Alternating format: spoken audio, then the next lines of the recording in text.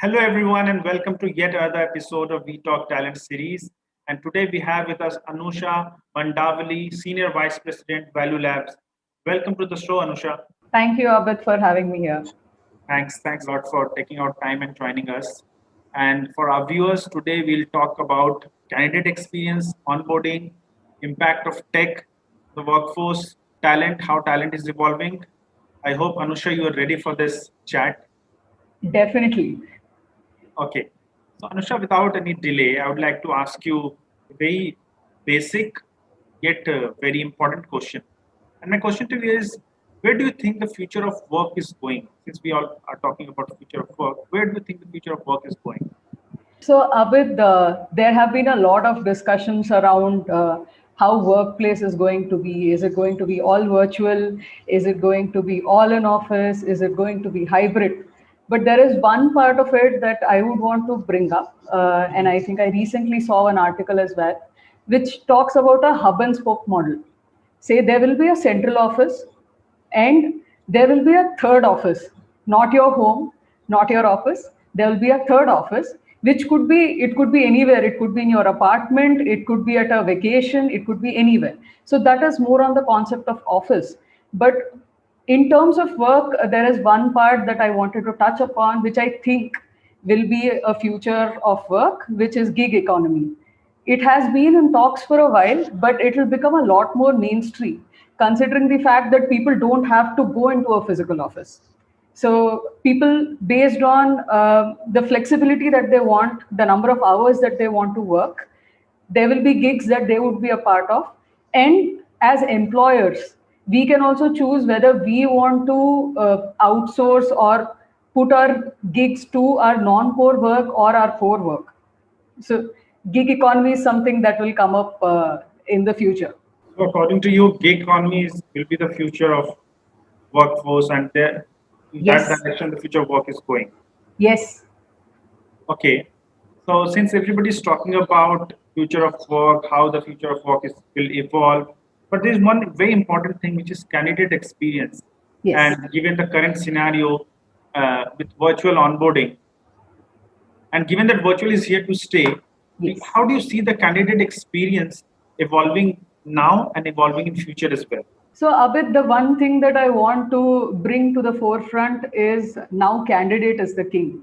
The power has shifted towards the candidate. Reason being, it is very easy for someone to give an interview and move to another organization because the chair that I'm sitting in right now, I can be talking to you, I can be talking to a company in the US.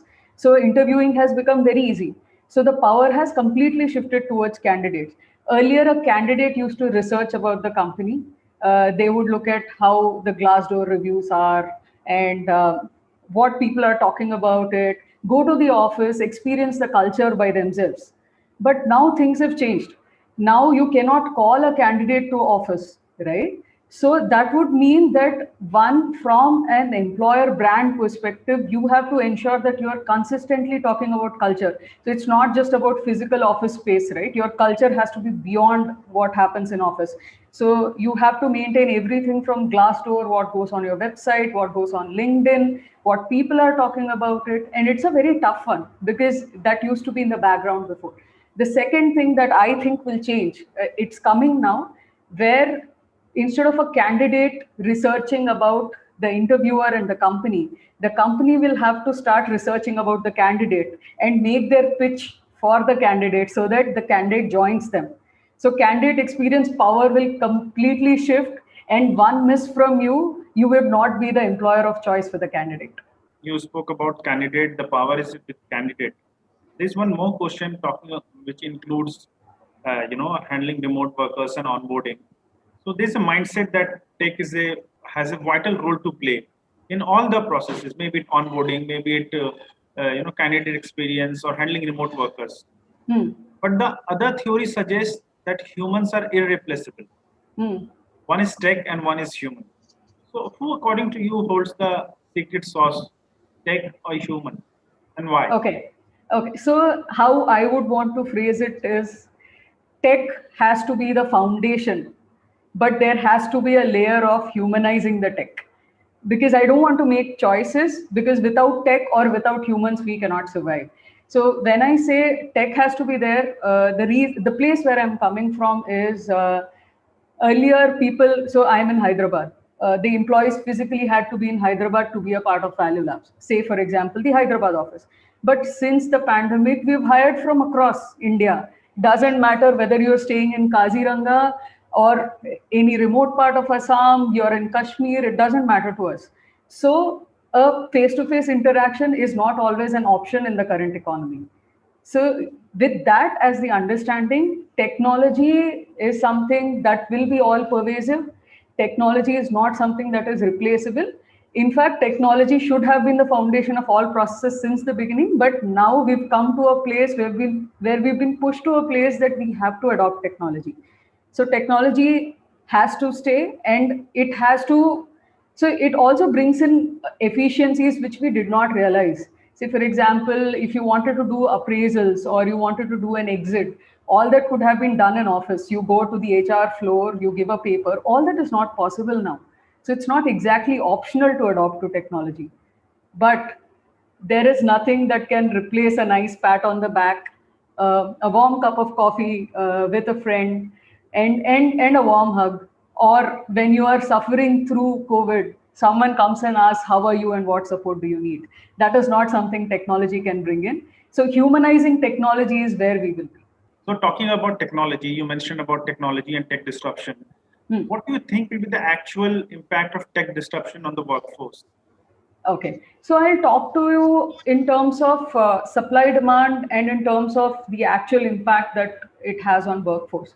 When I talk about supply demand, it will be a lot more open to all kinds of people. People say, at least the way I look at it, the trend would be towards more women coming into the workforce, and even specially abled people who could not be a part of physical office because of infrastructure issues but had the right talent, if they are able to work from home, so all these people will have access to opportunities that they did not have before.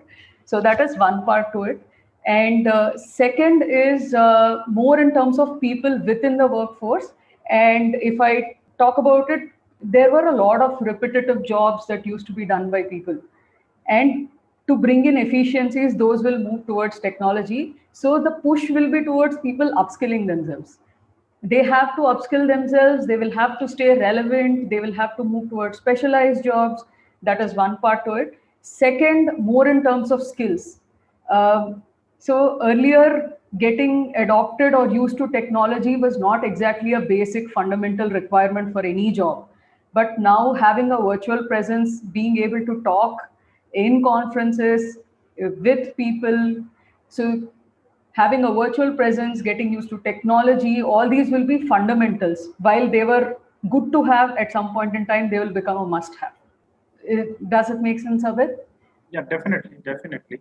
So I really appreciate what you mentioned about this, what it means for the tech disruption of the workforce.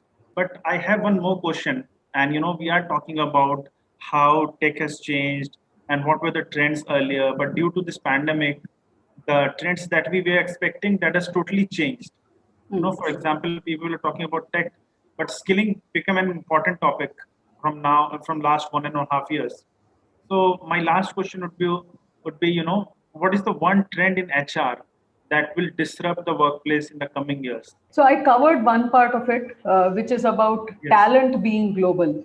But since we discussed that point already, one part that I would want to cover more in depth would be about upskilling and staying relevant. So even with respect to upskilling, I would have never thought that I can, get a certificate from University of Pennsylvania for a course. But now it is all accessible. It is all virtual. I am able to, just by the click of a button, I'm able to access a certification in behavioral science. I'm able to access a certification from University of Pennsylvania or a Harvard University, which was not possible earlier, right? So I would have had to plan my funds, I would have had to plan my time, but now I can work, and I can also upskill myself, and that's an option that is available to everybody. The another thing and another dynamic that will come into place is it doesn't matter what your age is, what your experience is. You will have equal access to all kinds of opportunities just a click of button away. So that is something that is here to change. You would see people at leadership positions who may be very young, or so you will see a good coexistence of people from different age groups and different generations because they are able to access opportunities which otherwise they could not have had. Very valuable point.